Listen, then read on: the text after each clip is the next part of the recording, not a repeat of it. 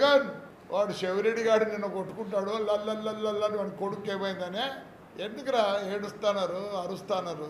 48 రోజులు అయింది రోయ్ పార్టీ వచ్చి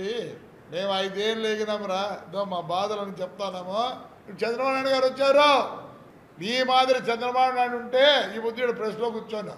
వాడిని ఉతికి పారేసి వాడిని ఇండ్లు అన్ని పడగొట్టి కానీ లీగల్గా పోతా లీగల్ పెద్ద ఆయన మాకు చెప్పినాడు ఎట్లా అంటే అట్లా బిహేవ్ చేయొద్దండి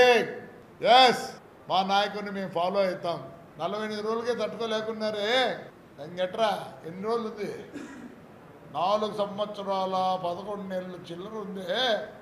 మీతో అవుతుందే అసలు మీతో ఎవరిని ఎమ్మడి ఉంటాడా మీరు టేం చేసుకొని పోలీసు వాళ్ళు ఉండి ఈ పొద్దు భ్రష్టు పట్టించినారు ఐఏఎస్ను ఐపీఎస్ను ఎక్కడంటే సింహం ఏది నీ చించినారు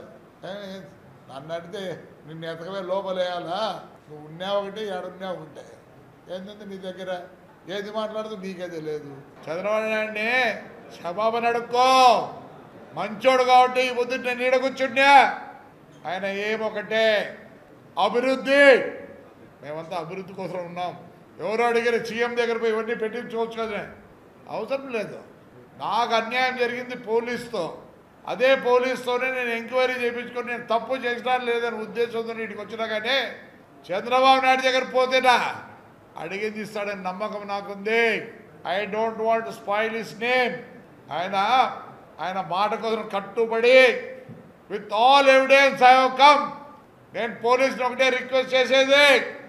రవిని 5 సంవత్సరాలు బహిష్కరించినారు నేను మొత్తం రికార్డు ఇస్తున్నా ముందు వాళ్ళని బహిష్కరించి సీతారాంను ప్రసాదరావుని పేర్ని నాని సద్దల వీళ్ళ మీద కూడా ఎంక్వైరీ చేసి నేను తప్పు చేసింటే వదిలిపెట్టండి లేని పక్షంలో కేసులు పెట్టాల్సిందే ఎఫ్ఐఆర్ పుట్టాల్సిందే లేని పక్షంలో నేను 15 రోజులకు మళ్ళీ వచ్చి ఎస్పీ ఆఫీస్లో కూర్చుంటా ఈసారికి ఎస్పీ గారు మంచోళ్ళు బాగా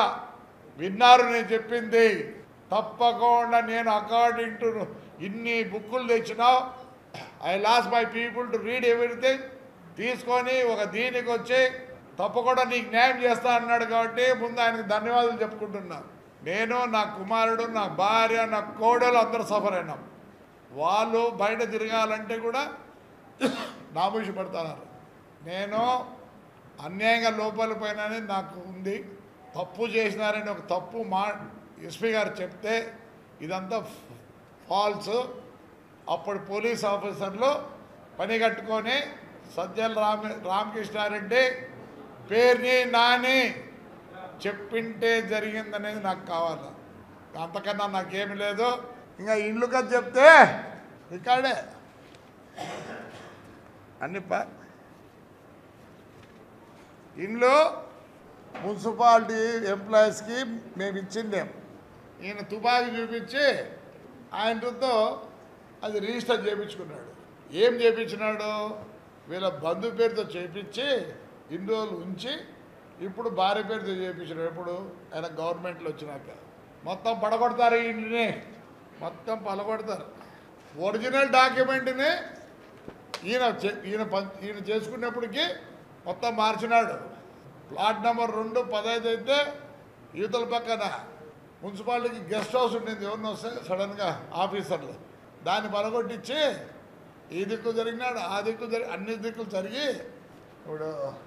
రేపమన్నాడు నోటీస్ ఇస్తారు ఇల్లు పలగొడతారు